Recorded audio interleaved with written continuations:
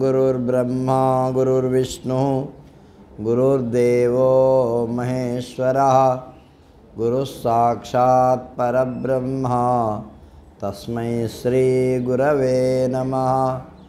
दत्तात्रेयसमारम्भां रमणाचार्यमध्यमां सत्यानन्दर्षिपर्यन्तां वन्दे गुरुपरम्परां। शौनाद्रिनाथचरणाम्बुजयुग्मरुक्म व्यामोहतदितराणि तृणाय मेने।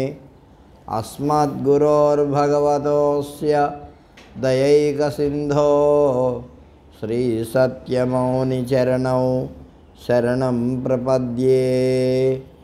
व्यासाय विष्णुरूपाय व्यासरूपाय विष्णवे नमो वै ब्रह्मनिधये वासिष्ठाय नमो नमः। नारायणं नमस्कृत्य नरं चैव नरोत्तमं देवीं सरस्वतीं व्यासं ततो जयमुदीरयेत्। मूकं करोति वाचालं पङ्गुं लङ्घयते गिरिं यत्कृपातमहं वन्दे परमानन्दमाधवम्। श्रीकरम्मुलु भक्तलोकैकपालनम्मुलु सदा आर्तिहरम्मुलु संततानन्दकरम्मुलैन भगवान् सत्यर्षिपदम्मुलకంజలింతు। సద్గురుదేవుల చరణారవిందాలకు ప్రణామాలు అర్పిస్తూ మనం ఈ శ్రావణమాస కార్యక్రమంలో 12వ రోజులో ప్రవేశించాం. మనం విష్ణు పురాణం గురించి తెలుసుకుంటున్నాం. విష్ణు పురాణంలో భగవంతుని యొక్క గుణగణములే కాకుండా ఈ సమస్త ప్రపంచం యొక్క వర్ణన కూడా చేయబడింది. మరి వాళ్ళందరికీ పరమగతి అయినటువంటి వాడు ఎవడయ్యా అంటే ఆ విష్ణుమూర్తియే అని ఈ పురాణంలో చెప్పారు. ఇది అద్భుతమైనటువంటి విషయాలన్నీ మనకు ఎన్నో తెలియనటువంటి విషయాలన్నీ కూడా చెప్పబడ్డాయి ఇందులో. మైత్రేయ మహర్షి పరాశర మహర్షిని అడుగుతున్నాడు. పరాశర మహర్షి మరి దయతో ఎన్నో విషయాలు చెప్తున్నాడు. అడిగినంత మాత్రం చేత చెప్పాలనేమి నిబంధన లేదు, కానీ వాళ్ళకు దయ ఉంటే చెప్తారు, మన మీద కృప. కాబట్టి మైత్రేయ మహర్షి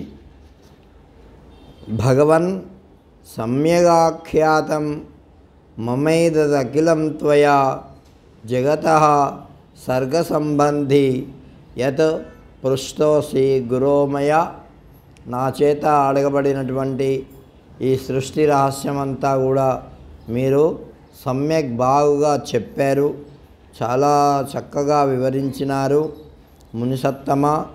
ఈ జగత్తు యొక్క సృష్టికి సంబంధించినటువంటి అంశం ఏదైతే చెప్పావో ఆ విషయాన్ని మళ్ళీ వినాలనుకుంటున్నా నేను. స్వయంభూ మనువుకు ప్రియవ్రతుడు ఉత్తానపాదుడు అనేటటువంటి 2 కుమారులు పుట్టారని మొట్టమొదట చెప్పావు. మరి వారిలో ఉత్తానపాదుని యొక్క కుమారుడు ధ్రువుడు గురించి చెప్పావు. మరి ప్రియవ్రతుని యొక్క విషయం ఏం చెప్పకపోతివి, ఆయన సంగతి ఏమిటి? దాని గురించి నేను వినాలనుకుంటున్నా అని పరాశర మహర్షిని మైత్రేయ మహర్షి అడిగాడు. అడిగేసరికి సరే నాయన, నువ్వు అడిగావు కదా, ఆ ప్రియవ్రతుని యొక్క విషయం కూడా చెప్తాను విను అంటూ పరాశర మహర్షి మరి చెప్పడం ప్రారంభించాడు. కర్దమస్యాత్మజాం కన్యాముపయేమే ప్రియవ్రతః సమ్రాట్ కుక్షిష్యతస్కన్యే దశపుత్రాస్తదా పరే. ప్రియవ్రతుడు కర్దమ మహర్షి యొక్క కుమార్తెను వివాహం చేసుకున్నాడు. ఆమెకు సమ్రాట్టు కుక్షి అనే ఇద్దరు కన్యలు పుట్టారు. మరో 10 మంది కుమారులు కూడా పుట్టారు. ఆ ప్రియవ్రతుని కుమారులు మహాప్రాజ్ఞులు, మహాబలవంతులు, వినయవంతులు, తండ్రికి ప్రియమైనటువంటి వారుగా వాళ్ళు కీర్తి గడించారు. వారు అగ్నీంద్రుడు, అగ్నిబాహుడు, వపుష్మంతుడు, ద్యుతిమంతుడు, మేధాదితి, భవ్యుడు, సవనుడు, పుత్రుడు, జ్యోతిష్మంతుడు అనేటటువంటి వారు. 10వ వాడైనటువంటి జ్యోతిష్మంతుడు యథార్థ నామధేయుడయ్యాడు. ప్రియవ్రతుని కుమారుల్లో బలపరాక్రమాల్లో కూడా ప్రఖ్యాతులైనారు. ఇక అందు మేధ, అగ్నిబాహుడు, పుత్రుడు అనేటటువంటి ముగ్గురు బ్రహ్మజ్ఞానైకపరాయణులయ్యారు. వాళ్ళు సంతానం ఇంతానం ఏమనుకోకుండా బ్రహ్మజ్ఞానాన్ని సంపాదించడానికి అరణ్యాలకు వెళ్ళారు. పూర్వజన్మ సంస్మరణ కలిగినటువంటి మహాభాగులు. రాజ్యభోగాల యందు వాళ్లకు మనస్సు లేదు, అరణ్యాలకు వెళ్ళిపోయారు. వారు సమస్త విషయాలను ఎల్లప్పుడూ మమత్వం లేనటువంటి విరక్తులుగా తయారయ్యారు. ఫలాన్ని ఆశించకుండా, శాస్త్రమర్యాదలను ఉల్లంఘించకుండా నిష్కామంగా భగవంతుని యొక్క ఆరాధన కర్మను చేయడం ప్రారంభించారు. ఇట్లా ప్రియవ్రతుడు మిగిలిన 7 మహాత్ములకు ఈ భూమండలాన్ని అంతా కూడా 7 ద్వీపాలుగా విభజించి వాళ్లకు ఇచ్చాడు. అంటే విభజన అనేది పూర్వం నుంచి ఉంది, ఇప్పుడే కాదు. తండ్రి సంపాదించినటువంటి ఆస్తి అది పంచుకోవడం అనేది పూర్వం నుంచి కనిపిస్తున్నది. కాబట్టి ఇలా సాల్మల ద్వీపంలో వపుష్మంతుణ్ణి రాజుగా అభిషేకించాడు. కుశద్వీపంలో జ్యోతిష్మంతుణ్ణి రాజుగా చేశాడు. తండ్రి ద్యుతిమంతునికి కౌంచద్వీపాన్ని రాజుగా ఇచ్చాడు. ప్రభువైనటువంటి ప్రియవ్రతుడు శాకద్వీపానికి అధిపతిగా భవ్యుణ్ణి నియమించాడు. పుష్కర ద్వీపానికి రాజుగా సవనుణ్ణి నియమించాడు. ఇట్లా జంబూద్వీపానికి చక్రవర్తి అయినటువంటి అగ్నీంద్రుడు కూడా ఉన్నాడే. ఆయనకు ప్రజాపతులతో సమానమైనటువంటి 9 పుత్రులు పుట్టారు. ఎవరికి? మళ్ళీ అగ్నీంద్రుడికి.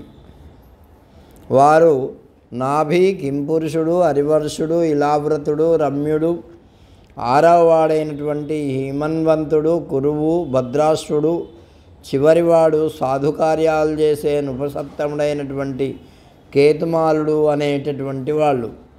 ఓ మైత్రేయ మహర్షి, వారికి పంచి ఇచ్చిన జంబూద్వీపం యొక్క విభాగాలను గురించి తెలుసుకో. మనదేంటి ద్వీపం? జంబూద్వీపం ఉంది. దక్షిణ భాగమైనటువంటి హిమమనే పేరుగల వర్షము భారతవర్షం. నాభికి తండ్రిచే పంచి పెట్టబడింది. అలాగే హేమకూటం అనేటటువంటి వర్షం కింపురుషునకు ఇవ్వబడింది. ఇలాగా నైషధుడు, హరివంశుడు మొదలైనటువంటి వాళ్ళందరూ కూడా ఇలావంతునికి ఇచ్చారు. అంటే ఈ రాజ్యాన్ని అంతా ఇటువంటి వాళ్ళ 9 మందికి పంచి ఇచ్చారు. ఇక ఆ వాళ్ళల్లో గొప్పనవాడైనటువంటి వాడు హిమవర్షం అనేటటువంటి పేరు గల మహాత్ముడైన నాభి యొక్క వర్షం. అతనికి మేరుదేవి యందు మిక్కిలి తేజస్వంతుడైనటువంటి ఋషభుడు అనే మహర్షి పుట్టాడు. ఋషభుడు ఆయనకు భరతుడు అనేటటువంటి రాజు పుట్టాడు. అతడు మరి 100 కొడుకులను కన్నాడు. వీడు భరతుడు అనేటటువంటి వాడు పెద్దవాడు. వాడికి ఈ కొన్ని రోజులైన తర్వాత తన ముసలితనం వచ్చిన తర్వాత భరతుడికి రాజ్యాభిషేకం కట్టేసి ఆయన వానప్రస్థానికి వెళ్ళిపోయాడు. వృషభుడు గొప్ప తపస్సు చేసి నియమానుసారంగా యజ్ఞయాగాదులు చేశాడు. ఆ తపస్సు వల్ల పండిపోయాడు. తర్వాత శరీరం అంతా కూడా తర్వాత మరి తపస్సు చేత నిండిపోయింది. ఆ తర్వాత ఆయన ఏం చేశాడంటే ఈ సమస్త జగత్తంతా అరణ్యంలో, అంటే అన్నింటిని వదిలిపెట్టి అరణ్యంలో ఉంటూ తపస్సు చేసుకుంటూ ఏమీ తినకుండా నిరాహారి అయి ఆయన భగవంతుణ్ణి చేరుకున్నాడు. మహాప్రస్థానం చేశాడు. దాన్నే ఒక ఏమంటారంటే నోట్లో ఒక వస్తువు పెట్టుకుంటారు, ఇంకా తినడానికి ఏమి లేకుండా అట్లా వాళ్ళు తపస్సు చేస్తారన్నమాట. కాబట్టి భరతునికి సుమతి అనేటటువంటి పరమ ధార్మికుడు పుత్రుడు పుట్టాడు. ఆ భరతుని యొక్క పేరుతోనే ఈ భారతదేశము పేరుగాంచింది. మన భారతదేశము అనే పేరు ఎట్లా వచ్చింది? ఆ రాజు యొక్క ప్రభావం చేతనే. ఆయన యజ్ఞయాగాది నిర్వహణలో చక్కగా రాజ్యాన్ని పరిపాలించాడు. తర్వాత ఆయన కూడా, అందుకే పూర్వం రాజులు చచ్చేదాకా ఇంట్లో ఉండలే. మనమంతా చచ్చేదాకా ఇంట్లోనే ఉంటున్నాం కదా. వాళ్ళు ఉండలే. వాళ్ళు అరణ్యాలకు వెళ్ళిపోయి తపస్సులు చేసుకొని వాళ్ళ యొక్క మోక్ష మార్గాన్ని వెతుక్కుంటూ అలా ఎంత భోగాలు అనుభవించారో అంత కఠినమైనటువంటి తపస్సులు చేశారు వాళ్ళు. మనము ఇక మీ అందరికీ తెలుసు, ఇంట్లో కొట్టినా తిట్టినా వాళ్ళు 4 తన్నినా కూడా అక్కడి నుంచి బయలుదేరడం లేదు. అది కాబట్టి పుత్ర సంక్రామిత స్త్రీస్తు భరత మహా సమహీపతే యోగాభ్యాసరత ప్రాణాన్ శాల్యగ్రామేణ త్యజ్యేన్ మునే. అంటే యోగాభ్యాసం చేస్తూ ఈ శరీరాన్ని వదిలేరు వాళ్ళు. ఏంటి? అందుకే యవ్వనే విషయైషిణాం వార్ధక్యే మునివృత్తీనాం యోగేనాంతే తనుత్యజాం. వాళ్ళు యోగాన్ని ఆశ్రయించి యవనంలో విషయభోగాలు అనుభవించారు. తర్వాత వార్ధక్యంలో మరి అరణ్యాలకు వెళ్ళి నియమనిష్టలతో తపస్సులు చేశారు. ఈ లాస్ట్ శరీరాన్ని వదిలిపెట్టేటప్పుడు మరి యోగేనాంతే, ఆ యోగంలో ఉండి ఈ శరీరాన్ని వాళ్ళు త్యజించారు. కాబట్టి అట్లా రాజులందరూ కూడా ఆ విధమైనటువంటి దినచర్యను, వాళ్ళ యొక్క వృత్తిని పెంచుకున్నారు. కానీ మనం మాత్రము దాన్ని పాటించడంలే. ఎంతవరకు పాటిస్తున్నాము? చిన్నప్పుడేమో విద్యాభ్యాసం చేస్తున్నారు, అది ఓకే. ఆ తర్వాత గృహస్థాశ్రమం స్వీకరిస్తున్నారు, అది కూడా ముసలోడైపోయిన తర్వాత. ఇప్పుడు 35 ఏళ్లకు వాడు పెళ్లి చేసుకుంటే ముసలోడు కాక ఐసోడు వాడు. కాబట్టి వాడు అప్పుడు కూడా సరిగ్గా, అంటే వాడి యొక్క జీవితము ఒక లయబద్ధమైనటువంటిది నడవటంలే, లయ తప్పిపోయింది వాడి యొక్క జీవితం, ఇప్పుడు ఉండేటటువంటి జీవితం ఏమి.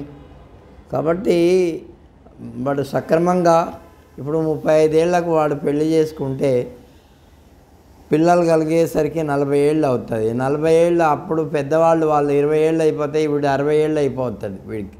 ఒకవేళ బతుకుంటాడు, లేకపోతే చేస్తాడు ఏమి. తర్వాత మరి వాడు ఏం చేయలేడు. వాడు 20 ఏళ్లకు వాడు కూడా ఈ ఒక ఇంటి వాడుగా అయ్యే పరిస్థితి లేదు. వాడికి ఎప్పుడో ఇక అట్లా వీడు తండ్రి పెళ్లి చేసే ప్రసక్తి లేదు, వాడే ఎవరిలో చూసుకుంటాడు అంతే. అట్లా అంటే ఇప్పుడు ఉండేటటువంటి జనరేషన్ను మనం అట్లనే లెక్క పెట్టాలి, అంతకంటే వేరే మార్గము కనిపించటం లేదు. పూర్వము ఏమిటంటే వివాహ వ్యవస్థ 18-19 ఏళ్ళకంతా వివాహ వ్యవస్థ అయిపోయేది, ఇంకా అంతకంటే ముందే అయిపోయేది, 15, 16, 18 అట్లా అయిపోతే వాళ్ళు ఒక స్థాయికి వచ్చేసరికి నాకొక భార్య ఉన్నది, నాకొక భర్త ఉన్నాడు అనేటటువంటి బుద్ధి జ్ఞానం వాళ్ళకు కలిగేది అప్పటికి. ఇప్పుడు అదేం లేదు. ఇక మనం ఎట్లా అనుకోవాలంటే కొద్దిగా చెప్తే వేరే భావన వస్తుందేమో కానీ చెప్పక తప్పట్లేదు. ఏంటంటే ఈ మానవుడి యొక్క స్వభావాన్ని బట్టి మనం అనుకున్నట్లయితే సుందరమైనటువంటి కళ్ళకు నప్పినటువంటి వాళ్ళు అటు స్త్రీలు కానీ ఇటు పురుషులు కానీ ఎవరిని చూస్తే వాళ్ళు అట్లా లోపల అనుకోవడం జరుగుతూ ఉంటుంది. ఇది మనస్సును ఎప్పుడు మనం అరికట్టలేం. మనం బయటకు చెప్పకపోయినా ఇది సహజంగా వీడైతే బాగుండును, వాడైతే బాగుండును అని వాళ్ళు అనుకోవడం, ఈ అమ్మాయి అయితే బాగుండును, ఆ అమ్మాయి అయితే బాగుండు అని వీళ్ళు అనుకోవడం. ఇట్లా ఇది ఏం చెప్పిందంటే శాస్త్రము మానసిక వ్యభిచారము అని చెప్పింది. కాబట్టి మనస్సు పోతుంది, అది మనం ఎంత అరికట్టినా కూడా. కాబట్టి అటువంటప్పుడు మనస్సు కలుషితమైపోతుంది కదా.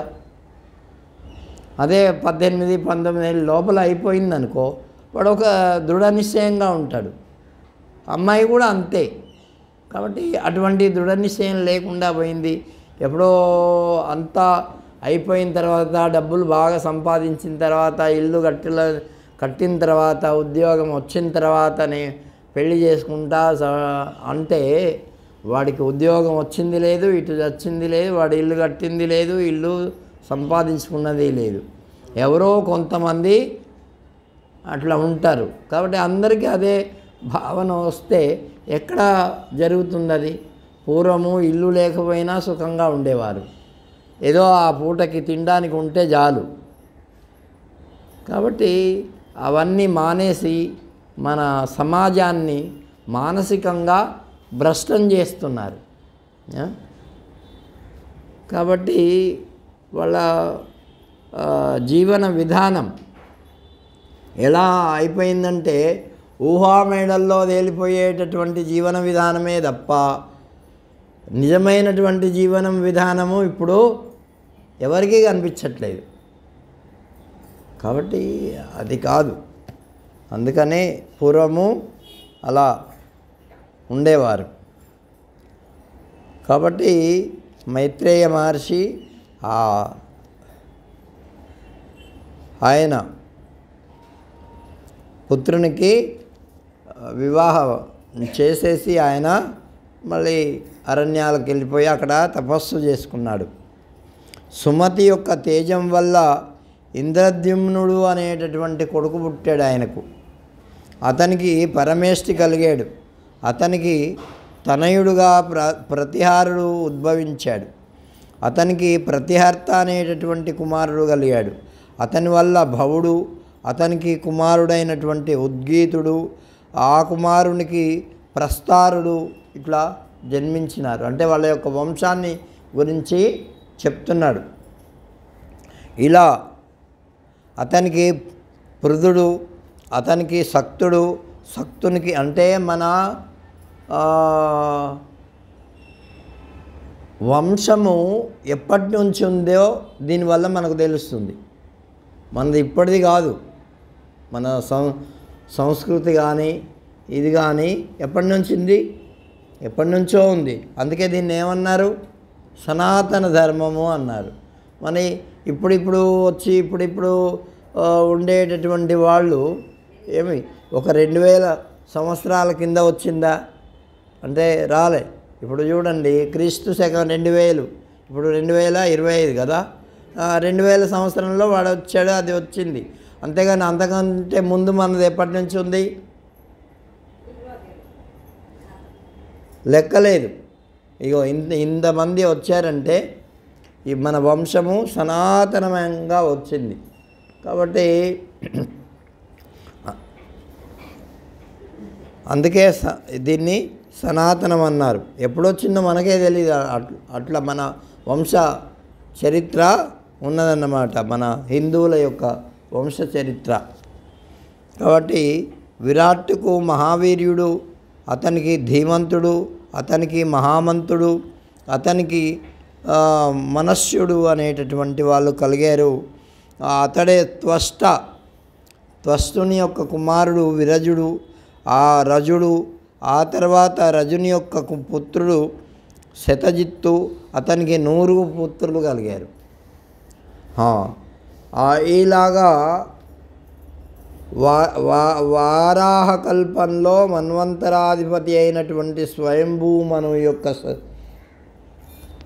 స్థితి, స్వయంభూ మన్వంతరంలో ఈ విధంగా మరి రాజులందరూ కూడా పుట్టారయ్యా. ఆ తర్వాత మైత్రేయ మహర్షి అడుగుతున్నాడు, మరి ఇంతమంది రాజులైనారు కదా, మన దేశం ఎట్లా ఉంది, ఎంత పెద్దగా ఉంది, ఎంత ఇది, మరి ఇంతమంది రాజులు పరిపాలించారు కదా అంటే ఈ దేశం ఎంత విస్తీర్ణమైందో దాని గురించి చెప్తున్నాడు. ఎవరు? పరాశర మహర్షి. ఆయన అడిగాడు, అయ్యా మునీశ్వర, సముద్రాలు ఎన్ని, ద్వీపాలు ఎన్ని, ఈ వర్షాలు ఎన్ని, పర్వతాలు ఎన్ని, వనాలు ఎన్ని, నదులు ఎన్ని, అలాగే దేవతల యొక్క పురములు ఎన్ని, అవన్నీ చెప్పాల్సిందే అని అడిగాడు. ఇప్పుడు ఇదంతా మనం తెలుసుకోవాలంటే చాలా అయితే తెలుసుకోవాలి, మనం వినాలి. ఏమిటంటున్నాడంటే ఆలకించు చెప్తాను మైత్రేయ అని పరాశరుడు ప్రారంభిస్తూ, ద్విజోత్తమ, జంబూద్వీపం, ప్లక్షద్వీపం అనేటటువంటివి 2 ద్వీపాలు ఉన్నాయి. మరో ద్వీపమైనటువంటిది శాఖద్వీపం, కుశద్వీపం, క్రౌంచద్వీపం, 7వదైనటువంటిది పుష్కర ద్వీపం.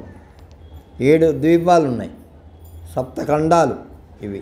అంటే భూమండలం మీద ఇవన్నీ రాజులు పరిపాలించారు. ఇంత పెద్ద ఈ 7 ద్వీపాల్లో సముద్రాలచే చుట్టబడి ఉన్నాయి. ఇవి కూడా ఏమిటి అవి? లవణ సముద్రం, ఇక్షు సముద్రం, సురా సముద్రం, ఘృత సముద్రం, దధి సముద్రం, దుగ్ధ సముద్రం, జలార్ణవం అనేటటువంటి వాటి చేత ఇదంతా చుట్టబడి ఉన్నాయి. అయితే మనము ఈ జంబూద్వీపంలో ఉన్నాం కాబట్టి లవణ సముద్రములే మనకు సప్త సముద్రములు అంటుంటారు కదా, అవే కనిపిస్తాయి. ఇంకా అవన్నీ దధి, ఇక్షు, ఘృత అవన్నీ మనకు తెలీదు, మనం చూడలే. అంటే ఎక్కడో ఉంటాయి అవి కూడా, కానీ మన ఈ దేశాలు ఏమైతే ఉన్నాయో వాటి చుట్టూ ఏమున్నాయి? ఈ సముద్రాలే ఉన్నాయి కదా. ఇంకా పెరుగు సముద్రం, పాల సముద్రం ఇవన్నీ మనకు తెలియదు, మనం అంతదాకా పోలే, మనం ఇక్కడే పుట్టాం కాబట్టి ఇవి మాత్రమే ఉన్నాయి. తర్వాత ఈ జంబూద్వీపం ఉంది, అన్నిటి నడుమ, ఇది మధ్యలో ఉందన్నమాట మనది. ఏంటి? మన భారతదేశము జంబూద్వీపము మరి నడుమ ఉంది. దీంట్లో మేరుగిరి అనేటటువంటి మేరు పర్వతం ఉన్నది. మనం వింటుంటాం కదా మేరు పర్వతం అని. ఆ తర్వాత అది ఎంత వైశాల్యం ఉందంటే ఎత్తు 84,000 యోజనాలు. యోజనం అంటే తెలుసా మీకు? 8 కిలోమీటర్లకు ఒక యోజనం. అర్థమైందా? అంటే అప్పుడు కిలోమీటర్ ఎంత, యోజనం ఎంత? అటువంటివి 84,000 యోజనాలంట ఈ జంబూద్వీపం. మేరు పర్వతం అంత ఎత్తుందట. అందుకే పర్వతాలు మనం ఎక్కుతుంటే ఇది కేదార్నాథ్, బద్రీనాథ్ ఇవన్నీ 4000 3000 అడుగుల పైన ఉంటాయి అవి. భూమిలో 16,000 యోజనాలు ప్రవేశించి ఉంది. శిఖర వైశాల్యం 32,000 యోజనాలు. కాబట్టి దాని మూల వైశాల్యం అన్ని వైపులా 16 యోజనాలు.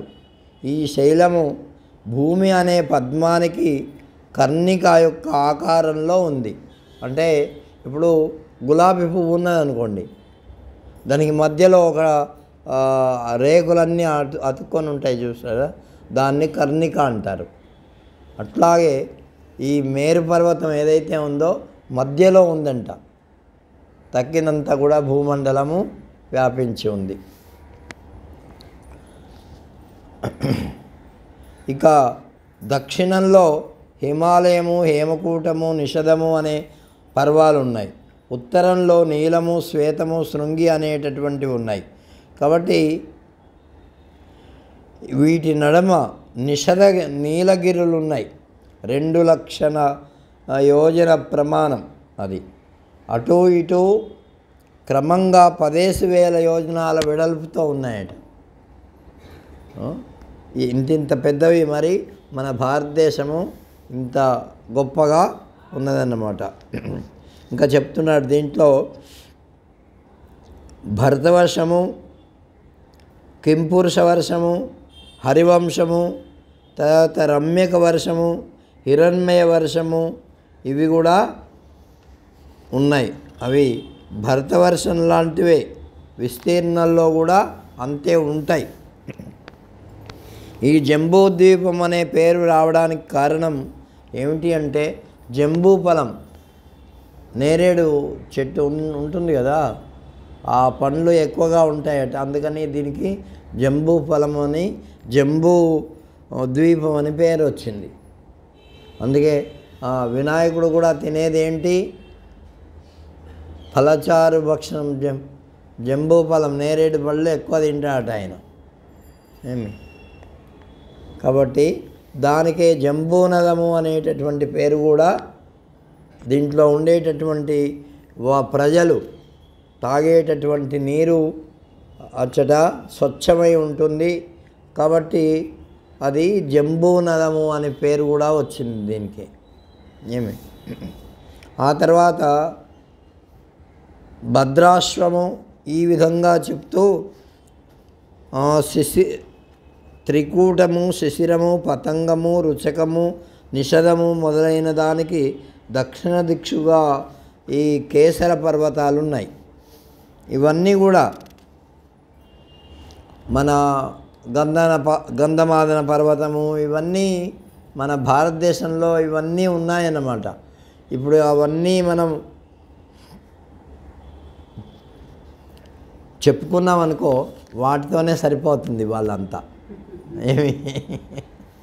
కాబట్టి చాలా పెద్దదైనటువంటిది. భూగోళ వర్ణనం అంటారు దీన్ని, భూగోళం.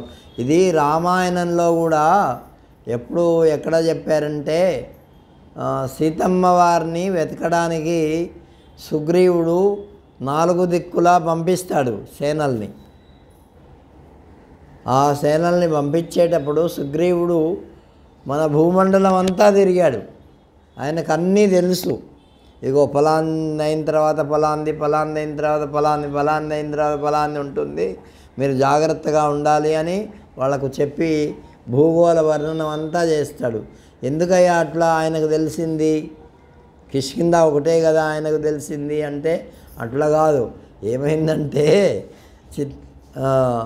అన్న యొక్క భయం చేత ఎక్కడ చంపుతాడో అని తల దాచుకోవాలని ఇదంతా భూమండలం అంతా తిరిగాడు ఆయన.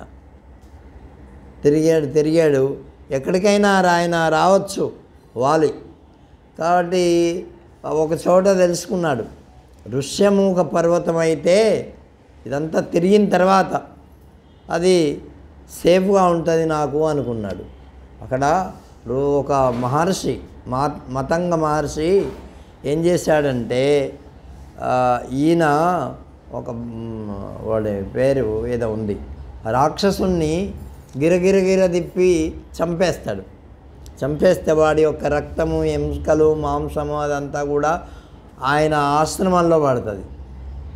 పడేసరికి ఆ మహర్షికి కోపం వచ్చి నా ఆశ్రమాన్నంతా పాడు చేశాడు అని చెప్పి ఇది విసిరినటువంటి వాడు ఎవడైతే ఉన్నాడో నా ప్రాంతానికి వస్తే వాడు తల ముక్కలై చచ్చిపోతాడు అని చెప్పి శాపం పెడతాడు ఈ ఋష్యముఖ పర్వతం. అది ఈ సుగ్రీవుడికి తెలుస్తుంది ఏమి. కాబట్టి ఇక్కడికైతే ఇక మా అన్నగారు వాలిగారు రారు, నేను ఇక్కడ ఉంటాను, లాస్ట్కి అక్కడ స్థిరపడతాడు. కాబట్టి సీతమ్మ వారిని ఎత్తుకుపోయేటప్పుడు కూడా పైనుంచి ఆమె ఆభరణాలు వేస్తుంది, అవి తీసి జాగ్రత్త పెడతారు. మళ్ళీ రాముడు వచ్చిన తర్వాత అవి చూపిస్తారు ఏమి. అయితే అప్పుడు వాలి తిరిగినటువంటి భూమండలాన్నంతా కూడా వాళ్ళకు వెతకడానికి సీతమ్మ వారిని ఎక్కడెక్కడ వెతకాలో, ఎలా వెతకాలో ఆ భూమండలం యొక్క వర్ణన చేస్తాడు. అద్భుతంగా ఉంటుంది అది కూడా, దేని తర్వాత దేని. ఇక్కడ కూడా అట్లాగే అద్భుతంగా మన భూమండలాన్నంతా, మన భారతదేశాన్నంతా కూడా వర్ణించారు. తాపీ పయోష్ణి నిర్వింధ్య ప్రముఖ వృక్షసంభవా గోదావరి భీమరత కృష్ణవేణ్యాదికాస్తదా సయ్యా పాదోద్భవా సద్య స్మృతా పాప భయాపహ కృతమాల తామ్రపర్ణి ప్రముఖ మలయోద్భవా. ఇక నదుల యొక్క పేర్లు చెప్తున్నాడు. ఏమేమి నదులు ఉన్నాయి మనకు? నర్మదా, సురస, వేద, స్మృతి, తర్వాత తాపి, పయోష్ణి, నిర్వింధ్య, గోదావరి, భీమరతి, కృష్ణవేణి, శయ్య పర్వతాల నుంచి పుట్టాయి ఇవి. అవి పాపభయాన్ని పోగొడతాయి. కృతమాల, తామ్రపర్ణి మున్నగున్నటువంటివి నదులన్నీ కూడా మలయ పర్వతం నుంచి పుట్టాయి. త్రిశామ, అర్యకుల మున్నగు నదులు మహేంద్ర పర్వతం నుంచి ఉద్భవించాయి. ఋషి, కుల్య, కుమారి మున్నగు నదులు శక్తిమంతం అనేటటువంటి పర్వతం నుంచి పుట్టాయి. పర్వతాల్లో వర్షం పడితేనే కదా అక్కడి నుంచి కిందికి జారి ఇట్లా సముద్రంలో కలవడానికి వస్తాయి. అన్నీ కూడా అంతే కదా. ఇప్పుడు మన త్రయంబకేశ్వర్లో చూసారా మీరు ఎవరన్నా? అక్కడ గోదావరి పుట్టినటువంటి నది. కాబట్టి నేను చూసిన లోపలికి వెళ్ళి, చాలా లోపలికి వెళ్ళి నాసిక్ దేవాలయం నుంచి ఇంకా పైకి ఎక్కాల, అక్కడి నుంచి వస్తాయి. అట్లాగే గంగోత్రి అక్కడ హిమాలయాల్లో చాలా అద్భుతమైనటువంటి దృశ్యం ఆ హిమాలయాల్లో పుడుతుంది. అక్కడి నుంచి ప్రవహిస్తూ వస్తుంది. అక్కడికి కూడా నేను వెళ్ళే యమునోత్రి దగ్గరికి. అన్నిటికంటే కష్టం యమునోత్రి. అది ఇట్లుంటుంది పర్వతం. చాలా అయినా చలి, విపరీతమైన చలి, గుర్రాల మీద పోవాలా, చాలా సాహసం అన్నమాట. వెళ్ళిన తర్వాత అక్కడ ఆ వేడి నీళ్ళు ఉంటాయి. అంత ఎత్తులో ఎవరు మంట పెట్టి కాసింది కాదు సుమా, అర్థం చేసుకోవాలి. దానిలో అక్కడ పెద్ద పొలం ఉంటుంది, స్నానాలు చేస్తూ ఉంటారు అందరూ. ఎంత అది వేడిగా మనం అటువంటి చలిలో ఎంత వేడి కావాలో అంత వేడిగా ఉండేటటువంటి కుండ ఉంటుంది అక్కడ. చలికి మంచి వేడి ఉండాలి కదా, ఊరికే మామూలుగా తీయగానే చల్లారిపోతాయి కదా. కానీ అట్లా కాకుండా బాగా మనం శరీరానికి తగినటువంటి వేడితో ఉంటాయి నీళ్ళు. అద్భుతమైన విషయం. అట్లాగే బద్రీనాథ్లో కూడా ఉంటాయి కుండం. కేదార్నాథ్లో కుండం ఏం లేదు, కానీ ఇక్కడ మాత్రం ఉన్నాయి. ఇట్లా అనేక రకాలైనటువంటి నదులు మన దేశంలో పుట్టాయి. ఇంకా కామరూపులైనటువంటి పౌరులు కూడా, అంటే మనుష్యులు కూడా ఒక్కొక్క ద్వీపానికి ఒక్కొక్క రకమైనటువంటి వాళ్ళు ఉంటారట. దాంట్లో పుండ్రులు, కళింగులు, మగధులు, దక్షిణ దిశలో నివసించేటటువంటి వాళ్ళందరూ కూడా సౌరాష్ట్రులు, సూరులు, అభీరులు, అర్బుదులు, కారోషులు, మాలవులు అనేటటువంటి వారు ఆయా ప్రాంతానికి తగినటువంటి వాళ్ళు. సౌవీరులు, సైంధవులు, హూనులు, సాల్వులు, కోసల దేశవాసులు, మాద్రులు, ఆరాములు, అంబష్టులు అనేటటువంటి పారసీకులు, వీళ్ళంతా మన దేశంలో ఉండేటటువంటి, అంటే ఒక్కొక్క ప్రాంతానికి ఒక్కొక్క విధంగా ఉండేటటువంటి వాళ్ళు. ఆ తర్వాత వీటి యొక్క నీరును త్రాగేటటువంటి వాళ్ళ యొక్క గుణగణాలు కూడా వేరే వేరే ఉంటాయట. అర్థమైందా? మన భారతదేశంలో మామూలుగా ఈ గోదావరి పరివాహక ప్రదేశాల్లో ఉండేటటువంటి వాళ్ళ యొక్క బుద్ధి చాలా తీక్ష్ణంగా ఉంటుందట గోదావరి నీళ్ళు తాగితే. అర్థమైందా? కాబట్టి ఆయా ప్రదేశాల్లో ఉండేటటువంటి నీళ్ళ గుణం కూడా మానవులకి వస్తుంది. వాళ్ళు భారతవర్షంలో కృత, త్రేత, ద్వాపర, కలియుగాలు అనేటటువంటి 4 యుగాలు కాల విభాగం ఉంది. మరో చోట ఇది కనిపించదు. కేవలం ఇక్కడే భారతదేశంలోనే ఇది కనిపిస్తుంది. ఇక ఎక్కడ యుగాల గురించి ఎవరు చెప్తాడు? ఎవరు చెప్పరు. కాబట్టి ఇక్కడ మునులు తపస్సు చేసుకుంటూ బతుకుతారు, యజ్ఞాలు యాగాలు చేస్తారు, పరలోకం ఉందని భావిస్తారు, పవిత్రంగా ఉంటారు, దానాలు చేస్తారు. అంటే మనం దానం చేస్తే మంచి లోకాలు పొందుతాము అని చెప్పేసేసి వాళ్ళకు జంబూద్వీపంలో పురుషులచే యజ్ఞపురుషుడైనటువంటి విష్ణుమూర్తి యజ్ఞాల ద్వారా పూజింపబడతాడు. తర్వాత ద్వీపాల్లో మరొక విధానంలో ఉంటుంది. కాబట్టి జంబూద్వీపంలో కూడా అక్కడక్కడ భారతవర్షం యొక్క శ్రేష్టత్వము మనకు కనిపిస్తూ ఉంటుంది. ఇది కర్మభూమి. దీన్ని ఏమన్నారు? కర్మభూమి. మనం ఏది చేసుకుంటే అది పండుతుంది కదా. ఏ పంట అయినా భూమిలో పండుతుంది. అట్లాగే మనం జన్మించిన దానికి మనం ఏం చేసుకుంటే అది మనకు ఫలితం వస్తుంది. కేవలం భూమిలో వేసినటువంటి ధాన్యాలు మొదలైనటువంటివే కాదు, మానవుడు చేసుకునేటటువంటి కర్మకు ఏ కర్మ చేస్తే అటువంటి ఫలితాన్ని పొందుడు. అంటే పుణ్యకర్మ చేస్తే పుణ్యం పొందుతాడు, పాపకర్మ చేస్తే పాపాన్ని అనుభవిస్తాడు. కాబట్టి ఏం చేసుకోవాలా? బుద్ధిమంతుడైన వాడు పుణ్యకర్మలు చేస్తూ ఉండాలి. ఇప్పుడు మంచి సారవంతమైనటువంటి నేల ఉన్నది, దాంట్లో ఏం వేస్తాం మనం?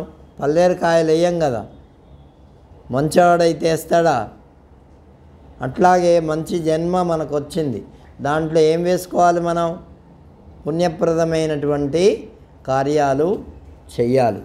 అట్లా ఈ భూలోకంలో ఇది ఒక విశేషమైనటువంటి విషయం ఉన్నదన్నమాట. కాబట్టి ఈ లోకంలో పుణ్యం చేసుకున్నటువంటిది పుణ్యం ఫలిస్తుంది. ఇక ఇతర లోకాల్లో ఇట్లా పుణ్యం చేసుకోవడానికి ఏం మార్గం లేదు, అక్కడ పండేటటువంటి మార్గం ఏం లేదు, కేవలం భూలోకంలోనే ఉంది. అందుకని దేవతలు కూడా ఈ భూలోకానికి రావాలా, మేము పుణ్యం చేసుకోవాలా, మంచి కర్మ చేసుకోవాలా, ఇంకా మంచి భోగాలు అనుభవించాలా, లేకపోతే మోక్షాన్ని పొందాలా అని అనుకుంటారట. కాబట్టి చెప్తున్నాడు, పుణ్య సంపాదన వల్ల వేల కొద్ది జన్మలు వేనవేలుగా గడిచిన పిమ్మట ఎప్పుడో ప్రాణికి భారతవర్షంలో జన్మ కలుగుతుంది. ఎన్నో ఎక్కడెక్కడో పుట్టిన తర్వాత ఎంతో కాలానికి ఈ భారతదేశంలో జన్మ లభిస్తుందంట. ఇక్కడ లభించినా కూడా మనం ఎట్లా ఉన్నామో మనందరికీ తెలుసు. నేను ప్రత్యేకంగా చెప్పాల్సినటువంటి అవసరం లేదు. ఆ జన్మను సార్థకం చేసుకుంటున్నాము మనం అంటే ఎవరో కొంతమంది పుణ్యాత్ములు, అంతేగాని అందరూ కాదు. ఏమి కాబట్టి చెప్తున్నాడు, గాయంతి దేవాఖిల గీతకాని ధన్యాస్తుతే భారత భూమి భాగే స్వర్గాపవర్గాస్పదమార్గభూతే భవంతి భూయః పురుషాసురత్వాత్. దేవత్వం పొందినటువంటి పురుషులు మళ్ళీ స్వర్గానికి వెళ్తారు. మోక్షానికి నిలయమార్గమైనటువంటి భారత భూమిలో భూభాగంలో జన్మించేవారు ఎంత ధన్యులో. అంటే దేవలోకంలో ఉంటే అంతవరకే అక్కడ ఉండేది, వీడు చేసుకున్నటువంటి పుణ్యం ఎంతవరకు ఉందో అంతవరకే. అంటే ఎంతవరకు డబ్బు ఉందో. మీరు అమెరికా ఇంకెక్కడికన్నా వెళ్ళారనుకోండి, కొంతమంది డబ్బులు సంపాదించుకోవడానికి వెళ్తారు, మనం అటువంటి వాళ్ళు తిరిగి రావడానికి వెళ్తారు. ఏమి అక్కడ ఏం చేస్తాం, ఇక్కడి నుంచి డబ్బులు తీసిపోయి అక్కడ ఖర్చు పెట్టుకొని ఉన్నంత వరకు ఉండి డబ్బులు అయిపోతున్నాయంటే వచ్చేస్తామా లేదా? అట్లాగే కాబట్టి అట్లా ఆ స్వర్గాది లోకాల్లో ఇక్కడి నుంచి తీసిపోయినటువంటి పుణ్యాన్ని అనుభవించి మళ్ళీ తిరిగి రావాల్సిందే. అక్కడ పుణ్యం సంపాదించుకోవడానికి ఏ మార్గము లేదు. అట్లాగే కాబట్టి ఆ దేవతలు అనుకుంటారట, ఈ మానవులు ఇక్కడ భూలోకంలో పుట్టారే ఎంత గొప్పవారు, వాళ్ళు ఎంతైనా పుణ్యం సంపాదించుకోవచ్చు, ఎన్ని భోగాలైనా అనుభవించవచ్చు, ఎంత ధన్యులబ్బా అని అనుకుంటారట. కానీ ఆ ప్రభావం మనకేమీ, మనం అనుకుంటున్నామని, మనం మంచిగా పుట్టానని మనం ఏమనుకోవట్లే. మనం దేనికోసమో ప్రయత్నం చేస్తున్నాం. దేవతలు పాటలు పాడుకుంటూ ఉంటారట, గాయంతి దేవాఖిల గీతకాని. ఏమి కాబట్టి కర్మాణ్య సంకల్పిత తత్ఫలాని సన్యస్య విష్ణు పరమాత్మభూతే అవాప్యతాం కర్మ మహీమనంతే తస్మిన్ లయం ఏ త్వమలాహ ప్రయాంతి. ఇప్పుడు స్వర్గంలో ఇటువంటి భూమి ఉండదు, ఇంకా ఇతరమైనటువంటి చోట్ల. ఇప్పుడు చూడండి, మీరు దుబాయ్ అటు వెళ్ళారనుకోండి, అక్కడ ఏమన్నా ధాన్యం వస్తుందా? ఏమన్నా వస్తుందా? ఏమీ రాదు. అదే భారత భూమిలో పుడితే ఇక్కడ అన్నీ పండించుకోవచ్చు. కాబట్టి అక్కడ నీళ్లు కూడా తాగడానికి ఉండవు. అటువంటి దేశాలు ఉన్నాయి. అటువంటప్పుడు అక్కడ పుడితే ఏం ప్రయోజనం? ఇక్కడ పుట్టిన వాళ్ళకి ఆ పుణ్యము. కాబట్టి చెప్తున్నాడు, ఏ దోషం లేనటువంటి మహాత్ములు ఎవరైతే ఉన్నారో వాళ్ళు ఈ కర్మభూమిలో జన్మిస్తారు. ఈ మన భారతదేశంలో వాళ్ళు కోరుకున్నటువంటి పంటను పండించుకుంటారు కదా, లేకపోతే పండించుకోలేరు కదా. అందుకనే భగవంతునికి కూడా నిష్కామ కర్మ అనేటటువంటి కర్మలను ఆచరించి వాటి ఫలాలను విష్ణుదేవుడికి సమర్పించి ఆయనతో లీనమవుతూ ఉంటారు. ఎంత ధన్యులు వాళ్ళు. కాబట్టి ఈ నిష్కామ కర్మ అనేది ఫలితం ఆశించకుండా కర్మ చేస్తూ భగవంతునికి సమర్పణ చేయడం. కాబట్టి జానీమన ఇతత్ క్వయవయం విలీనే స్వర్గప్రదే కర్మని దేహబంధం ప్రాప్యామధన్యాః కలుతే మనుష్యా ఏ భారతేంద్రియ విప్రహీనాః. స్వర్గాన్ని ప్రసాదించినటువంటి కర్మ క్షీణించిపోగానే పిమ్మట దేహాభిమానంతో మనం మళ్ళీ ఎక్కడ జన్మిస్తామో తెలియదు. ఇదే భూలోకంలో మళ్ళీ మానవులుగానే జన్మిస్తారు అనేటటువంటి గ్యారంటీ ఎవరికి లేదు. వాడు కుక్కర్కో ఫ్యాన్కో దానికో దీనికో గ్యారంటీ అంటాడు, వాడి వంద ఆ గ్యారంటీ ఇవ్వనియ్యాడు ఏమి మనల్ని. కాబట్టి అటువంటి గ్యారంటీలు ఎందుకు పనికి వస్తాయి? కాబట్టి మనకు కూడా గ్యారంటీ లేదు. ఈ భారతదేశంలోనే మళ్ళీ పుడతాము, ఈ మానవ జన్మతోనే పుడతాము, ఇదే శరీరం, ఇటువంటి శరీరమే వస్తుంది అని కొంతమంది అంటుంటారు. కొంతమంది వీళ్ళు మతస్థులు, కొంతమంది వాడు స్త్రీగా పుడితే స్త్రీగానే పుడతాడు, ఇక మళ్ళీ పురుషుడుగా ఉంటే పురుషుడుగానే పుడతాడు అని చెప్తారు వాళ్ళు. కానీ అట్లా గ్యారంటీ మన హైందవ సిద్ధాంతంలో చెప్పలే. వాడు ఏదైనా పుట్టచ్చు ఏమి. అందుకని పరాశరుడు చెప్తున్నాడు,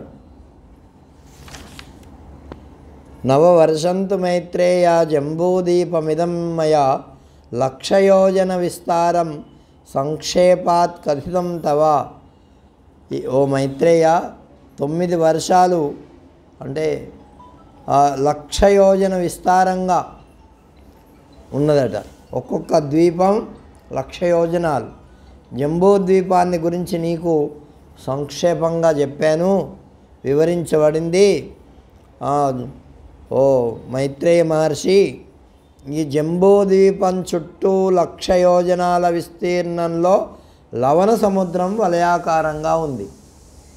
ఇంత పెద్ద సముద్రం అట ఏమి అని చెప్పాడు. కాబట్టి ఈ ద్వీపాలన్నీ కూడా అంటే ఇటువంటి వాటిల్లో వాడు పుట్టిన తర్వాత కేవలం ఒకవేళ వాడికి పుణ్యం ఉండి ఈ భారతదేశంలో ఈ జంబూ ద్వీపంలో పుట్టినా కూడా మానవుడై పుడతాడని నమ్మకం లేదు. ఏ క్రిమిగానో, ఏ కీటకముగానో, ఏ పాముగానో, ఏ బల్లిగానో, ఏ కుక్కగానో, ఏ నక్కగానో, ఏ గాడిదగానో, ఏ జంతువుగానో వాడు పుట్టచ్చు. కాబట్టి ఏం చేయాలి మరి? దీంట్లో ఒక చోట చెప్పాడు, వాడు ఏం చేస్తే ఏ జన్మ వస్తుంది అని. ఇప్పుడు నేను అవన్నీ చెప్పాను అనుకోండి, కొందరు భయపడతారు. కాబట్టి వాటి గురించి కాబట్టి లోపల అంటే మనం చేసామని కాదు, కానీ ఒక్కొక్కరికి విన్నటువంటి వాళ్ళు ఎటువంటి వాళ్ళు వింటారు. ఇప్పుడు ఆన్లైన్లో పోతుంది ఇది, ఎవరెవరు వింటున్నారు. కాబట్టి వాళ్ళందరూ కూడా మానసికంగా క్షోభపడతారు. కాబట్టి అది ఎప్పుడో జరిగేదానికి ఇప్పుడు మనం చెప్పామనుకో మానసికంగా వాళ్ళు బాధపడతారు. అందుకని అవన్నీ కొద్దిగా తగ్గించి చెప్పుకుందాం. ఇంకా దీంట్లో కూడా గోమేధము, చంద్రము, నారదము, దుందుభి, సోమకము, సుమనసము, 7వదైనటువంటి వైభ్రాజము అనేటటువంటివి ఉన్నాయి వర్షాలు. ఈ రమ్యములైనటువంటి సమస్త పర్వతాలు సుందరమైనటువంటి ప్రదేశాల్లో ఏ పాపం చెయ్యని పుణ్యాత్ములైనటువంటి ప్రజలు ఎల్లప్పుడూ దేవతలతోనూ గంధర్వులతోనూ కలిసి నివసిస్తారు వాళ్ళు ఏమి. ఇక అక్కడ నివసించేటటువంటి జనపదాల్లో పుణ్యాత్ములు ఉంటారు, చాలా కాలం జీవించి మరణిస్తూ ఉంటారు ఏమి. కొంతమంది ఎంత వయస్సు కలిగి 100 సంవత్సరాల పైన కూడా. మన ఇనమడుగులో 96 సంవత్సరాల ఒక ఆయన ఉన్నాడు, ఇప్పటికీ మంచి ఆరోగ్యంగా బాగున్నాడు. అట్లాగే మన తాటికొండ రవీంద్ర వాళ్ళ నాన్నగారు ఎంత పుణ్యాత్ముడో, ఆయన కూడా 96 సంవత్సరాలు అయిపోతున్నాయంట అంత.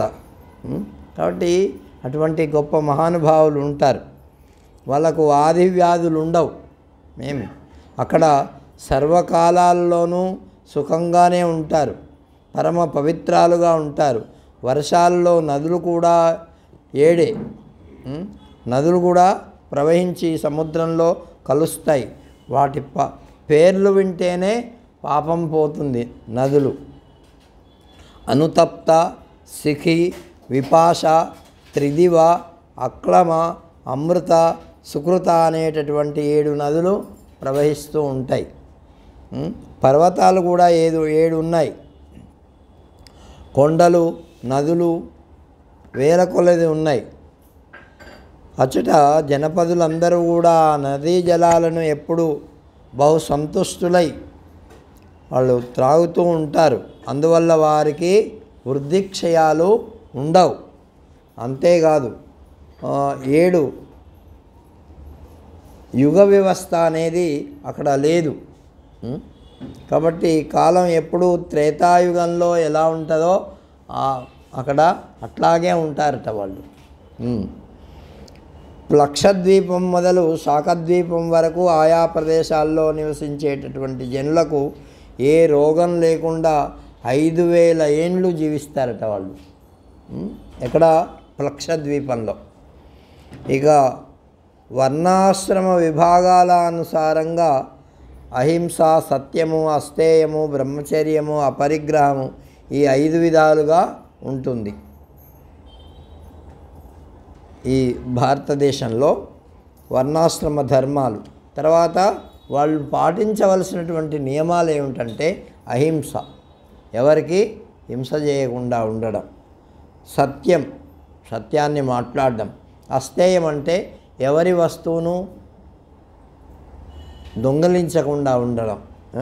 బ్రహ్మచర్యాన్ని పాటిస్తూ ఉండడం. అపరిగ్రహం, ఇతరుల వస్తువును వాళ్ళని అడగకుండా తీసుకోవడం.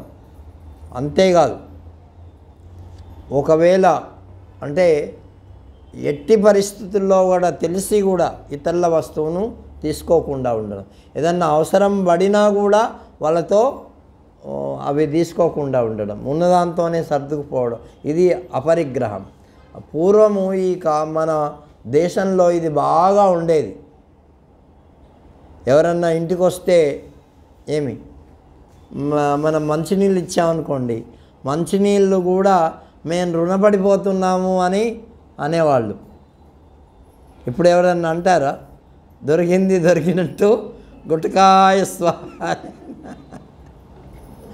అంటే పూర్వం అంత. అందుకే కూతురింటికి పోతే వాళ్ళ ఇంట్లో మంచినీళ్ళు కూడా తాగేవాళ్ళు కాదు. ఎందుకంటే వాళ్ళకి సంతానం కలిగిన తర్వాత వాళ్ళ ఇంట్లో తాగేవాళ్ళంట. ఇప్పుడు కాబట్టి అంత నియమనిష్టలతో ఉండేవారు అన్నమాట. కాబట్టి ఈ విధంగా అపరిగ్రహం ఉండేది.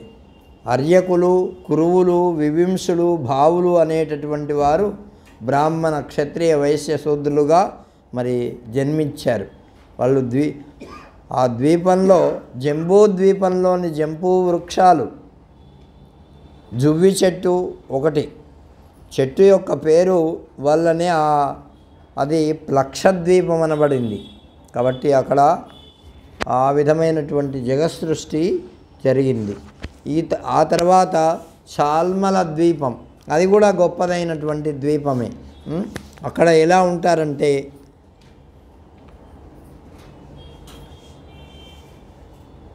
పర్వతాలలో కుముద ద్వీపం ఉంది. అక్కడ గొప్ప ఔషధులు ఉంటాయి. ఆ తర్వాత అక్కడ యోని, తోయ, వితృష్ణ, చంద్ర, ముక్త, విమోచని, నివృత్తి అనేటటువంటి పేర్లతో వాటిని స్మరిస్తే చాలు అటువంటి పాపాలు వెళ్ళిపోతాయి, అంటే దూరంగా పోతాయి అని ఈ ద్వీపం యొక్క వర్ణన చెప్పబడింది. కుశద్వీపం, అట్లాగే క్రౌంచ ద్వీపం, అట్లాగే శాఖద్వీపం, తర్వాత పుష్కర ద్వీపం. ఈ విధంగా ఈ ద్వీపాల యొక్క వర్ణన అన్నీ చెప్పి ఏం చెప్తున్నాడంటే మన జంబూ ద్వీపం గురించి కూడా ఇక్కడ కర్మభూమి ఇది. ఏ పని చేస్తే దానికి ద్విగుణీకృతంగా. ఇప్పుడు చూడండి, మనం ఒక వడ్ల గింజ ఒక్కటి వేసాం, దానికి ఎన్ని గింజలు వస్తాయి? 100ల్లో వస్తాయి. అట్లా ఇది కర్మభూమి అంటే ఒక్క మంచి పని చేస్తే నీకు ఆ విధంగా ఫలితము వస్తుంది. అందుకని ఏం చేయాలా? ఇట్లా మంచి పనులు చెయ్యాలి. ఇక ఆ తర్వాత సప్త పాతాల వర్ణనం చెప్పాడు. సప్త లోకాలు మనకి 7 ఉన్నాయి కదా, కింద 7 పైన ఉన్నాయి. 14 లోకాల వర్ణన చెప్పబడింది. అక్కడ ఎట్లా ఉంటారు, జనులు ఎలా ఉంటారు, అక్కడ నియమాలు ఎలా ఉంటాయి, అక్కడ ఇవన్నీ కూడా చెప్పబడ్డాయి. కాబట్టి మనోహరములైనటువంటి తెలుపు, నలుపు, ఎరుపు, పచ్చరంగు, ధవల వర్ణంతో కలిగినటువంటి నేలతో బంగారు రంగు గల పర్వతాలతో అక్కడ పాతాళ లోకం ఉంటుంది. నాగులు అక్కడ ఎక్కువగా ఉంటారు. కాబట్టి ఈ విధంగా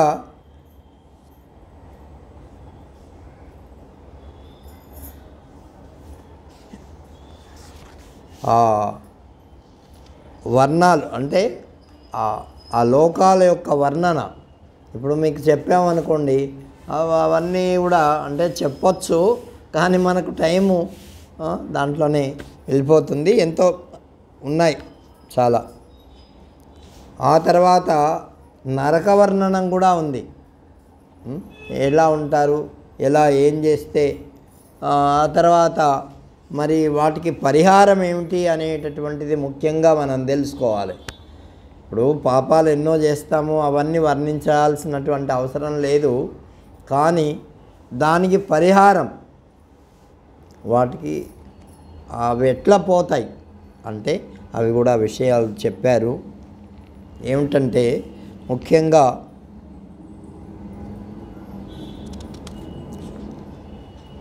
అవమంతా గురూనాంయో యశ్చాక్రోష్టా నరాధమః వేదదూషయితాయశ్చ వేద విక్రియకశ్చయః.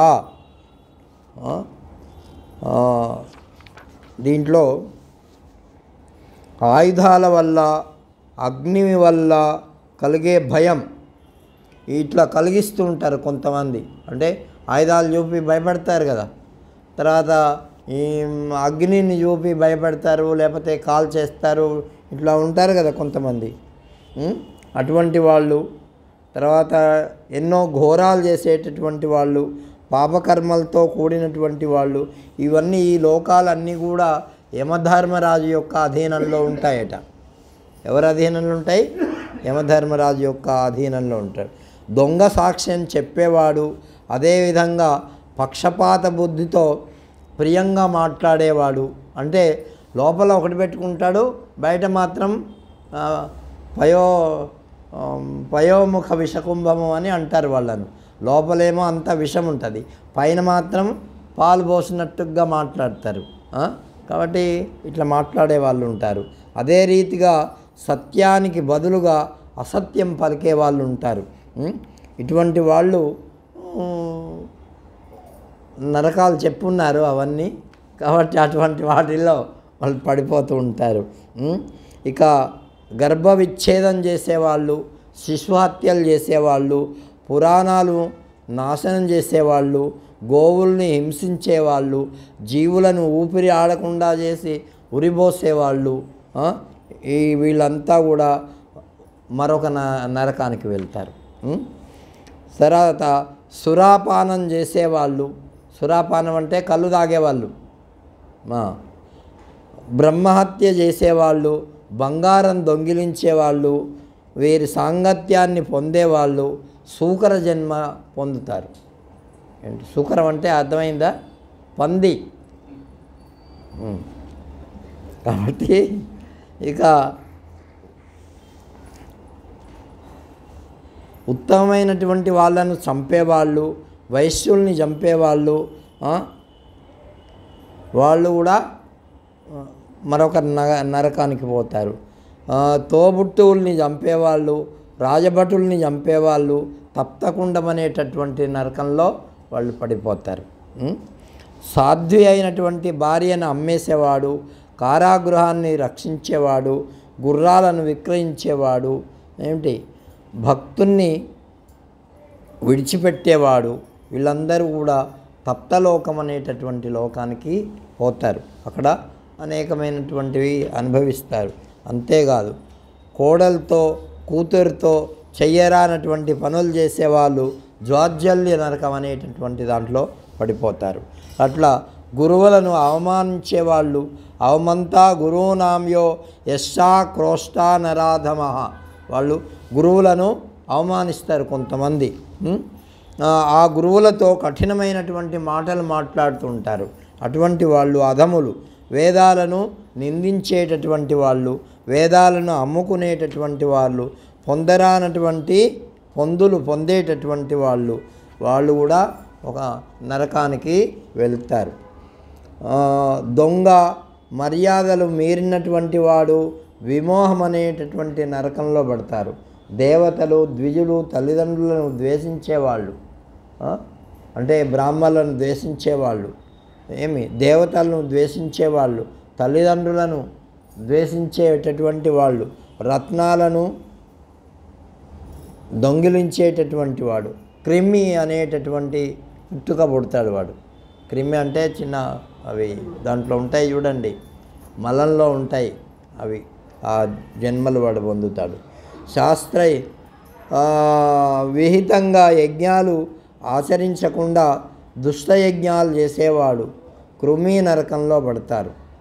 కాబట్టి పితృదేవతలు, దేవతలు, అతిథులు వారిని విడిచిపెట్టి భుజించేటటువంటి నరాధముడికి కూడా ఉగ్రమైనటువంటి నరక బాధ వస్తుంది. అంటే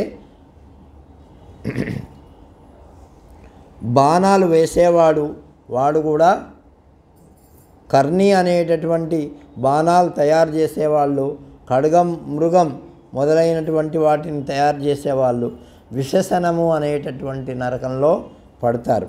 అంతేకాదు యోగ్యంగాని దానాలు పట్టేవాళ్ళు, అన్ని దానాలు తీసుకోకూడదు, అసలు దానమే తీసుకోకూడదు.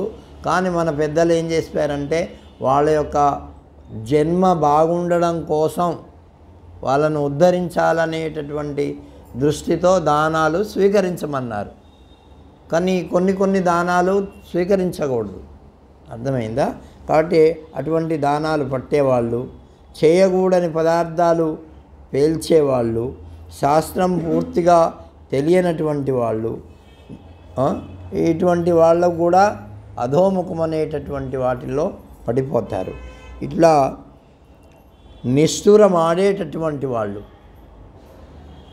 ఇప్పుడు మాటలు మాట్లాడుతుంటారు కదా నిష్ఠురంగా, అంటే వాళ్ళను ఎదుటి వాళ్ళను ఏదో బాధ పెట్టే విధంగా మాట్లాడుతుంటారు, అది నిష్ఠుర మాటలు అంటారు. వాటిని వాళ్ళు కూడా నరకానికి పోతారు. ఎవ్వరికి పెట్టకుండా రుచికరమైన పదార్థం ఒకడే తినేవాడు వాడు కూడా, కాబట్టి భుజించేవాడు.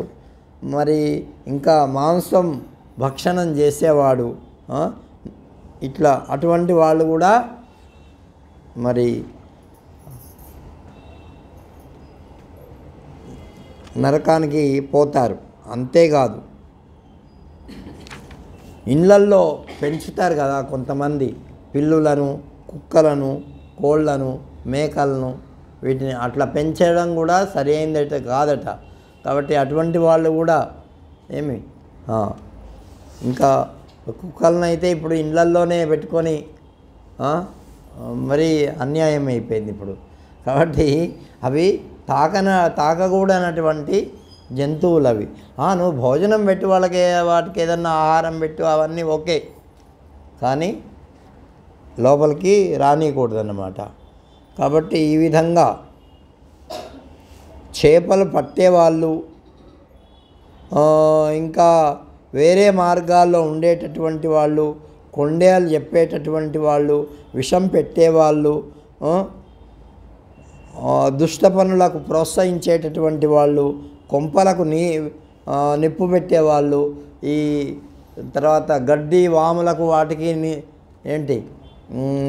అగ్ని పెట్టేవాళ్ళు, మిత్రులను చంపేటటువంటి వాళ్ళు, వీళ్ళందరూ కూడా నరకానికి పోతారు. కాబట్టి అంటే ఏ నరకానికి పోతారో నేను చెప్పట్లేదు. కాబట్టి ఇంకా చెప్తున్నాడు, మకః టైం అయిపోయింది. మకః గ్రామాంతాచ యాతి వై తరణీం నరః రేతః పాతాదికర్తారో మర్యాదా భేదినో హి అని చెప్పి చెప్తున్నాడు. వ్యర్థంగా వనాలను నరికేవాళ్ళు, గొర్రెలపై ఆధారపడి జీవించేవాళ్ళు, జంతువులను చంపేటటువంటి వాళ్ళు, అగ్నిజాలల్లో వేసేటటువంటి వాళ్ళు, వీళ్ళందరూ కూడా నరకానికి వెళ్తారు. వండకూడనటువంటి పదార్థాలు వండుకునేవాళ్ళు, అది భుజించేవాళ్ళు, వీళ్ళందరూ కూడా అక్కడికే వాళ్ళ దారి. ఇక వ్రతలోపం కావించే వాళ్ళు, ఆశ్రమ ధర్మాన్ని సక్రమంగా పాటించినటువంటి వాళ్ళు, వీళ్ళు కూడా అంతే. ఇంకా ఎన్నో ఉన్నాయి, నేను అవన్నీ చెప్పటం లేదు. ఇక స్థావరాలు, క్రిములు, జలజన్యాలైనటువంటి ప్రాణులు, పక్షులు, పశువులు, నరులు, ధార్మికులు, దేవతలు, ముముక్షులు అనేటటువంటి క్రమంగా వాళ్ళు జన్మలు ధరిస్తారు. ఇంకా అందరూ ముముక్షువుల వరకు రెండవ వారి కన్నా తక్కినటువంటి వాళ్ళు గొప్పవాళ్ళు. ఇక ఇవన్నీ పాపాలు పోవాలంటే మరేమిటయ్యా? ఇవన్నీ పాపాలు ఈ జన్మలో అవి ఒకవేళ చేసి ఉండొచ్చు ఇంతకుముందు, కానీ ఇప్పుడు మళ్ళీ చేయము అని ప్రాయశ్చిత్తం చేసుకొని మరి అవన్నీ పోవాలంటే భగవంతుడు దానికి కూడా ఉపాయం చెప్తున్నాడు. ఇవి చెప్పిన తర్వాత ఆపేస్తాం. వాళ్ళ ఒక 5-10 నిమిషాలు అంటే ఇక్కడికి ఒక చాప్టరు పూర్తి అవుతుంది. ప్రాయశ్చిత్తాన్యశేషాని తపః కర్మాత్మకాని వై యాని తేషామశేషానాం కృష్ణానుస్మరణం పరం. ఏం చెప్తున్నాడంటే ఇవన్నీ చేసిన ప్రాయశ్చిత్తాలు మరి తపో రూపంలో ఉంటాయి, కర్మ రూపంలో ఉంటాయి. కాబట్టి ఆ తపస్సు చేయడం, తపస్సు చేయడం అంటే ఏదో ఒక నామాన్ని తీసుకొని తపస్సు చేయడం, మంచి కర్మలు చేయడం, అన్నిటికంటే వాటికంటే కూడా నామస్మరణ, భగవంతుని యొక్క నామస్మరణ వీటన్నిటికీ పరిహారం అన్నమాట. అందుకే నామస్మరణాదన్యోపాయం నహి పశ్యామో భవతరణే రామహరే కృష్ణహరే తవ నామవదామి సదా నృహరే. కాబట్టి నామస్మరణ కంటే అన్యమైనటువంటివి ఏం లేవు అని భాగవతంలో కూడా చెప్పారు. ఇక్కడ కూడా అదే చెప్తున్నారు. హరినామస్మరణం శ్రేష్టం అన్నిటికంటే. ప్రాతర్నిషి యథాసంధ్యా మధ్యాహ్నాదిషు సంస్మరన్ నారాయణమవాప్నోతి సద్యః పాపక్షయం నరః. ఉదయము, రాత్రి, సంధ్యావందనము, మధ్యాహ్నము మొదల్లో అయినటువంటి సమయాల్లో చేయవలసినటువంటి సంధ్యావందనాలు చెయ్యకపోయినా నీకు పాపం వస్తుంది. అయితే ఆ సమయంలో ఏం చేయాలి అంటే భగవంతుని యొక్క నామస్మరణ చెయ్యాలి. ఉదయం, మధ్యాహ్నం, రాత్రి పడుకునేటప్పుడు ఇట్లా. అప్పుడే అది ఏ రోజు చేసినటువంటి పాపము ఆ రోజు క్షయమైపోతుంది. ఇట్లా సంధ్యావందన అంటే భగవంతుని యొక్క నామం 3 పూటల చేసినటువంటి వాడికి కాబట్టి విష్ణువును సదా స్మరించడం వల్ల సకల పాపాలు పోతాయి, అతనికి స్వర్గలోక ప్రాప్తి కలుగుతుంది.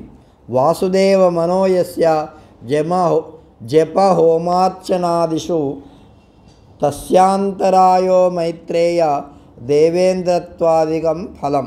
ఓ మైత్రేయ మహర్షి, జపము, హోమము, అర్చన మున్నగు చేసేటప్పుడు ఎవని మనస్సు అయితే భగవంతుని యందు, వాసుదేవుని యందు ఉంటుందో అటువంటి వాడి యొక్క పాపాలన్నీ క్షయమైపోతాయి. మరి అటువంటి వాడికి దేవేంద్ర పదవి కూడా వస్తుంది. క్వనామ పృష్ఠగమనం పునరావృత్తి లక్షణం క్వజపో వాసుదేవేతి ముక్తి బీజం అనుత్తమం. పునరావృత్తితో కూడుకున్నటువంటి ఈ స్వర్గగమనము మొదలైనటువంటివన్నీ ఏ లోకానికి పోయినా మళ్ళీ తిరిగి రావాల్సిందే. ఎంత సుఖమున్నా మళ్ళీ రావాల్సిందే, మళ్ళీ మన పుణ్యమంతా. కానీ ఈ భూలోకంలో నువ్వు భగవంతుణ్ణి సరిగ్గా నామస్మరణ చేస్తే పునరావృత్తి రహితమైనటువంటి అన్ని మళ్ళీ పుట్టనటువంటి స్థితికి వెళ్తారు. కాబట్టి ఈ భూలోకంలో మానవులకు గతి ఏమిటంటే నామస్మరణమే. ఒకవేళ యజ్ఞయాగాది కర్మలు చేసినప్పటికీ ఆ కర్మల్లో లోపం కలిగినా కూడా నీకు ఆ పాప పరిహారం పోవాలంటే ఏం చేయాలా? నామస్మరణ చేయాల్సిందే. అర్థమైందా? అందుకే యస్మరేత్ పుండరీకాక్షం స బాహ్యాభ్యంతర శుచి. అందుకే పుండరీకాక్ష పుండరీకాక్ష పుండరీకాక్ష అని మనం యజ్ఞాంతంలో చెప్తాం. కాబట్టి ఆ విధంగా రాత్రి పగలు ఎవరైతే విష్ణు రాత్రింబవళ్ళు ఏమి స్మరిస్తారో, అందుకే ఆయన భాగవతంలో కూడా చెప్పాడు, రేయింబవళ్ళు ఎవరైతే స్మరిస్తారో వాళ్లకు. అందుకే ఏం చెప్పాడు, మానవ దైత్య భుజంగ మానవ గంధర్వ సుర సమాజములో లక్ష్మీనాథు చరణ కమల ధ్యానంబున ఎవ్వడైనా ధన్యత నొందున్ అన్నాడు. కాబట్టి మనా ప్రీతికరం సర్గో నరకస్తద్విపర్యయ నరక స్వర్గ సంజ్ఞేవై పాపపుణ్యే ద్విజోత్తమ. ఓ ద్విజోత్తమ, మనస్సుకు సంప్రదిని కలిగించేది స్వర్గం, మరి కష్టాన్ని కలిగించేది నరకం. కాబట్టి ఈ రెండింటికి మందు ఏమిటాయి అంటే భగవంతుని యొక్క నామస్మరణయే. వస్త్వేకమేవ దుఃఖాయ సుఖాయేర్ద్వోద్భవాయ చ లోపాయ చ యతస్తస్మాత్ వస్తువత్వాత్మకం కుతః. ఒకే వస్తువు ఒకరికి దుఃఖాన్ని ఇస్తుంది, ఒకే వస్తువు మరొకరికి సుఖాన్ని ఇస్తుంది. అవునా? నిజమేనా? తెలుసా? ఇప్పుడు ఒక వ్యక్తి ఉన్నాడు అనుకో, మనకు వాడు ఇష్టం కాకపోతే ఏంటి దుఃఖాన్ని ఇస్తాడు. ఆడే మరొకరికి ఇష్టమయ్యాడు అనుకో ఏమిస్తాడు? సుఖాన్ని ఇస్తాడు. అట్లా ఏ వస్తువులు కూడా అంతే, పదార్థాలు కూడా అంతే. కాబట్టి ఇట్లా అటువంటప్పుడు వస్తువు యొక్క స్వరూపాన్ని బట్టి మనము ఇది సుఖాన్ని ఇస్తుంది అని అనుకోకూడదు.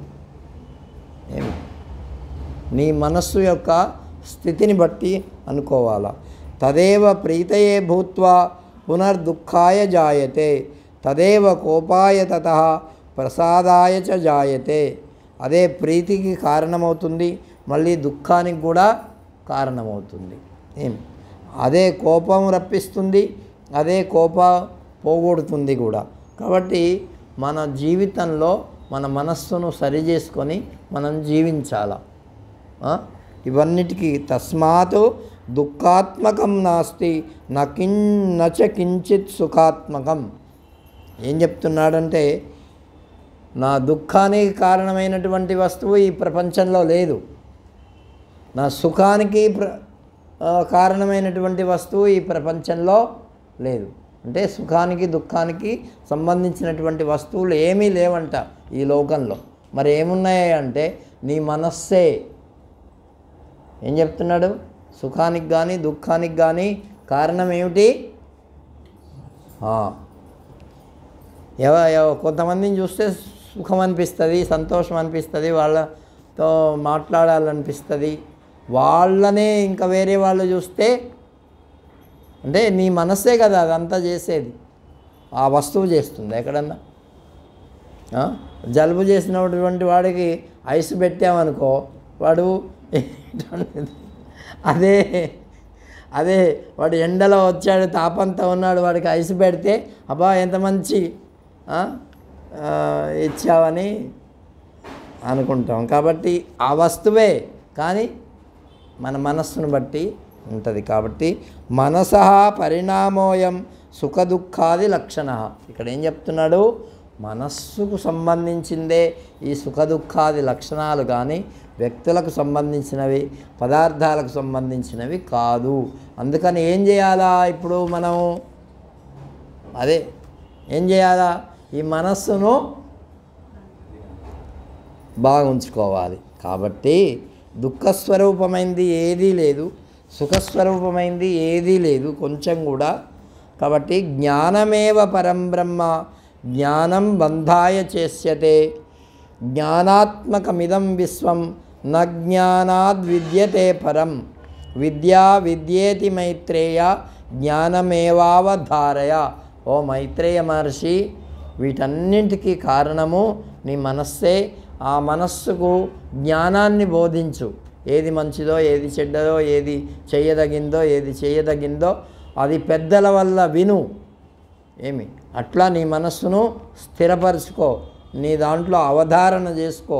అట్లా చేసినప్పుడు నీకు సుఖమే వస్తుంది తప్ప దుఃఖం రాదు అని, ఈ లోకంలో దుఃఖం లేదు అని చెప్తున్నాడు.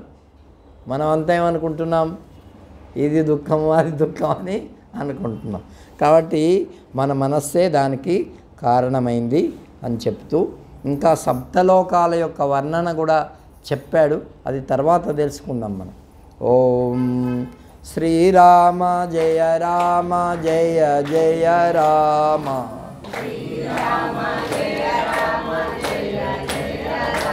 మా శ్రీరామ లయ రామ జయ జయ రామ.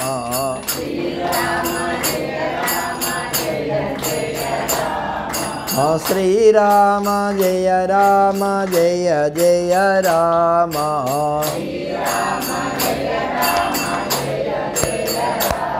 మా శ్రీరామ జయ రామ జయ జయ రామ. మా శ్రీరామ జయ రామ జయ జయ రామ. మా శ్రీరామ జయ